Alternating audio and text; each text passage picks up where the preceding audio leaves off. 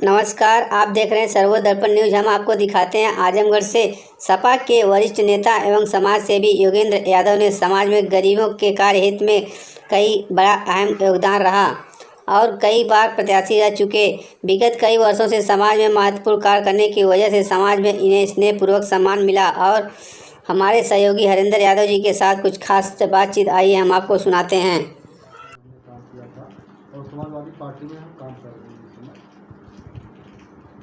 और उसके बाद हमने फिर पूरा हमारा सामाजिक जीवन रहा। हमेशा 90 से लेकर के अब तक जो है छोटे छोटे आजमगढ़ जनपद की जो भी समस्याएं हुआ करती थी, किसानों की, मजदूरों की, गरीबों की, बिजली की, पानी की, सड़क की, हर मुद्दे पर हमने शासन को अवगत कराते हुए हमने आंदोलन किया था। तमाम बड़े बड़े आंदोलन, किसान आंदोलन, एक बार किसान आंदोलन हमने खाद को लेकर के 2007 में हमने एक बड़ा आंदोलन किया था। जब उत्तर प्रदेश में किसानों को खाद नहीं मिल रही थी तो हमने पूरा 4-5 हज़ार किसानों को लेकर के मंगोरी FCI के पास आजमगढ़ एयरपोर्ट के पास हमने पूरे रोड को जाम कर दिया था और उसके बाद तब हमारे किसानों को हमने खाद उपलब्ध करवाया।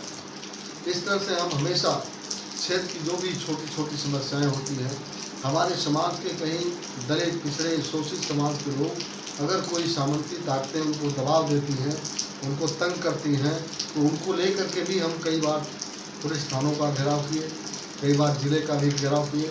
हमारे ऊपर कई बार लाठीचार्ज भी हुआ, हमें जेल तक जाना पड़ा, लेकिन अनवरत हम अपने मिशन में लगे हुए हैं और सामाजिक कार्यों से हम कभी पीछे नहीं हैं। और हमारी कोशिश है कि हमारे देश के जो पिछड़े समाज के लोग हैं, SC, ST, OBC, माइनॉरिटी समाज के लोग हैं, दबे कुचले हैं, किसान हैं, मजदूर हैं, मजबूर हैं, उनके सामने अगर कोई भी संकट आता है, वो लोग जब भी 12 बजे रात को मुझे याद करते हैं, मैं उनके साथ खड़ा रहता हूँ। चाहे वह हॉस्पिटल की समस्या हो, चाहे पुलिस की समस्या हो, कहीं भी मैं उनके साथ, अपने क्षेत्र के नौजवानों के साथ, किसानों के साथ, मजदूरों के साथ हमेशा उनके लिए संघर्ष करने का काम करता हूँ। योजनाबद्ध तरीके से दुनिया में जो है हमारे देश के जो मजदूर, किसान, दबे कुचले लोग थे, उनको दुनिया की ये नीति है कि उनको और कमज़ोर करने के लिए कोरोना महामारी का रूप दे करके और ये पूरे दुनिया में इसका प्रचार प्रसार किया गया, लॉकडाउन किया गया। ख़ास तौर से हमारे भारत की अर्थव्यवस्था उससे टूटी है। हमारे भारत के 14 करोड़ हमारे देश के प्रवासी मजदूर जो कच्ची और पक्की नौकरी करते थे महानगरों में, मुंबई, दिल्ली, कलकत्ता, पंजाब, लुधियाना, हरियाणा, कहीं भी थे, देश के किसी कोने में थे, जो कल कारखाने, कंपनियों में काम करते थे, प्राइवेट काम करते थे, वह सारे लोग जो है आज कोरोना का डर दिखा करके सारे लोग जो है अपने गांव वापस आ गए। और इसको लेकर के पूरे देश में हमारे मजदूरों, प्रवासी मजदूरों के सामने एक बहुत बड़ी समस्या हो गई। इतनी बड़ी समस्या है, उनके परिवार को लेकर के रोटी, कपड़ा, मकान, शिक्षा, सारी समस्याएं उनके सामने खड़ी है। लेकिन सरकार ने लॉकडाउन किया, सब कुछ किया, आप मानते हैं महामारी है। अगर इसको हम भी मान लें तो अगर ये सरकार मानती है कि महामारी है, जबकि जिस रेशियो में महामारी के हिसाब से लोगों को मरना चाहिए, लोग ऐसा नहीं है कि महामारी के चलते मर रहे हैं। तमाम लोग जो है कहीं कैंसर से, कहीं TB से, कहीं तमाम ऐसी बीमारियां हैं, शुगर से लोग मर रहे हैं, उनको भी कोरोना में ही बताया जा रहा है। और यही नहीं, पूरे भारत में जो भी बड़े बड़े हॉस्पिटल हैं, PGI है, एम्स में है, वहाँ पर जो है हमारे देश के जो भी बीमार, अन्य बीमारियों से लोग जा रहे हैं तो उनका इलाज नहीं हो रहा है। ये बहुत बड़ा दुख की बात है।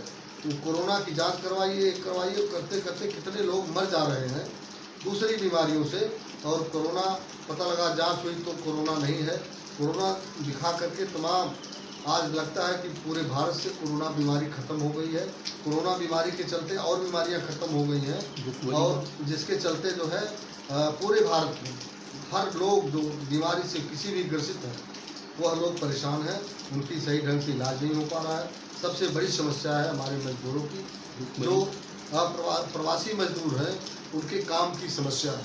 मैं आपके चैनल के माध्यम से मांग करता हूँ, जो हमारे प्रवासी मजदूर हैं, इनका जो यूनिवर्सल बेसिक इनकम है, इनको परिवार के चलाने के लिए मैं सरकार से मांग करता हूँ कि जो भी मजदूर हैं, आए हैं बाहर से, उनके परिवार को कम से कम 20,000 रुपये प्रति मजदूर दिया जाए ताकि वो अपने परिवार को चला सके। और मैं एक और बात कहना चाहता हूँ कि ये सरकार कोरोना के नाम पर हमारे जो भी गांव के अगल बगल के लोग किसी मार्केट में जा रहे हैं, सब्जी लेना है और भी सामान लेना है, तो अगर कोई मास्क नहीं लगाया है तो मास्क के नाम पर भी उसे वसूली की जा रही है, हेलमेट नहीं है उसके नाम पर वसूली की जा रही है। अगर हम बगल के गांव के हैं और बाज़ार में जाते हैं तो वहाँ भी हमको जो है हमसे पैसा वसूल किया जा रहा है। पुलिस पूरी मनमानी कर रही है। हम इसका जो है आपके चैनल के माध्यम से विरोध करते हैं कि सरकार इस बात को रोके और इस जो है जनता से जो वसूली की जा रही है इससे सरकार के पास इतना फंड नहीं होगा, लेकिन हमारी जनता बहुत भय है, उसके अंदर डर है, वह रोड पे जाना नहीं चाह रही है। लोग डर रहे हैं कहीं रोड पे जाएंगे तो हमारी चालान हो जाएगी, हमें जो है परेशान किया जा रहा है, पुलिस के लोग धमकियां दे रहे हैं।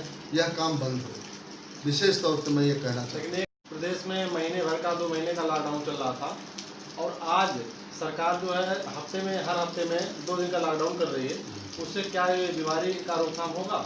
नहीं, ऐसा कुछ नहीं होगा। 2 दिन बाजार बंद कर देने से बीमारी का रोकथाम नहीं होगा, क्योंकि मैंने कहा कि ये मौसम चेंज हो रहा है, इसमें तमाम लोग जो है सर्दी जुकाम बुखार से पीड़ित होते हैं। अगर बुखार हो गया तो कोरोना पॉजिटिव उनको आएगा जांच करने पर, लेकिन ऐसा नहीं है कि उससे वो मर जाएंगे। जब वो थोड़ा जो सर्दी जुकाम होता है, मैं ये कहना चाहता हूँ कि बच्चों में ये वायरस, ये तो नेचुरल वायरस है, बच्चों में 6 बार सर्दी जुकाम होना जरूरी है। हमारे आपकी उम्र में जो है 2 बार होना जरूरी है। तो अगर ऐसी 2 बार सर्दी जुकाम बुखार नहीं होता है तो हमें जो है तमाम दूसरी बीमारियां हो जाती है, पीलिया हो जाता है, जॉइंटिस हो जाता है। ये तो नेचुरल वायरस है और हमारे शरीर की ऐसी संरचना है, ऐसी इम्यूनिटी हमें हमारे शरीर में होती है भारत के लोगों में कि वो इस तरह के वायरसों से वो मुकाबला करके उनको बाहर कर देते हैं। लेकिन सरकार इस बात को मानने के लिए तैयार नहीं है। सरकार, चूँकि WHO पूरे दुनिया का एक ऐसा संगठन है कि WHO ने कहा कि ये महामारी है, सरकार का मानना लाजमी है कि सरकार मानेगी, चूँकि WHO कह रहा है। लेकिन मुझे लगता है कि WHO जो है चाइना और अमेरिका के और WHO का, मैं समझता हूँ कि हमारे देश के प्रधानमंत्री भी उसमें शामिल हैं। यह बहुत बड़ा एक षड्यंत्र है जिसके चलते हमारे देश के जो है अर्थव्यवस्था पीछे जा रही है। हमारे देश में जो है अर्थव्यवस्था के चलते कल कारखाने उद्योग बंद हो गए, सभी की नौकरियां चली गई जो है, जिसके चलते जो है पूरी देश की जनता, मजदूर, किसान, सारे लोग परेशान हैं। और दिसंबर में ही चर्चा थी, मैं मुंबई में था और चर्चा थी, अखबारों में आ रहा था कि कोरोना वायरस चाइना से बहुत तेज़ी से फैल रहा है और भारत में लॉकडाउन नहीं हुआ। भारत की सरकार उस पर गौर नहीं किया। भारत ने जो है करीब 22 मार्च को अचानक जो है 1 दिन का बंदी प्रधानमंत्री ने किया और फिर दूसरे दिन से उन्होंने पूरे भारत में लॉकडाउन कर दिया, जिसके चलते लॉकडाउन के चलते चूँकि प्रधानमंत्री अपनी सरकार से, राष्ट्रपति से, अपनी मंत्रिपरिषद जो होता है उससे बिना राय लिए अचानक जिस तरह से उन्होंने 12 बजे रात में नोटबंदी कर दिया, GST लागू कर दिया, उसी तरह से उन्होंने लॉकडाउन कर दिया जो है अचानक। इस निर्णय से जो है पूरे भारत में लोगों के सामने एक समस्या खड़ी हो गई और जो अगर चाहती सरकार तो जो कल कारखाने थे उन कंपनी के मालिकों से कहते कि आप लोग जो भी मजदूर हैं जहाँ काम कर रहे हैं उनकी व्यवस्था किया जाए। तो अगर ये व्यवस्था सरकार कर दी होती तो इतना बड़ा पलायन नहीं होता। इतने लोग जो है अपने परिवार को लेकर के, बच्चों को लेकर के हम लोग टीवियों पर, अखबारों में देख रहे थे कि कितने लोग भूखे, कोरोना से नहीं कितने लोग भूखे मर गए। सरकार की यह व्यवस्था कमज़ोर होने के नाते, चाहे वो दिल्ली सरकार हो चाहे केंद्र की सरकार हो, सरकार ने पूरी की पूरी व्यवस्था किए बगैर अचानक लॉकडाउन कर दिया, जिसके चलते हमारे देश के निवासियों को, भारतवासियों को काफ़ी संकट का मुकाबला करना पड़ा। यह सरकार की, मैं मानता हूँ कि यह अनुभवहीनता थी कि अगर सरकार कहीं पहले से व्यवस्था करती या इन मजदूरों को रेलवे विभाग या बस से उनको पहले ही अपने घरों को भेज देती तो इतने लोग नहीं मरते जितने लोग सड़कों पर भूखे, पैदल, नंगे पाँव, उनके पाँव फट गए, पाँव से खून आ रहे थे, ऐसी परिस्थितियाँ।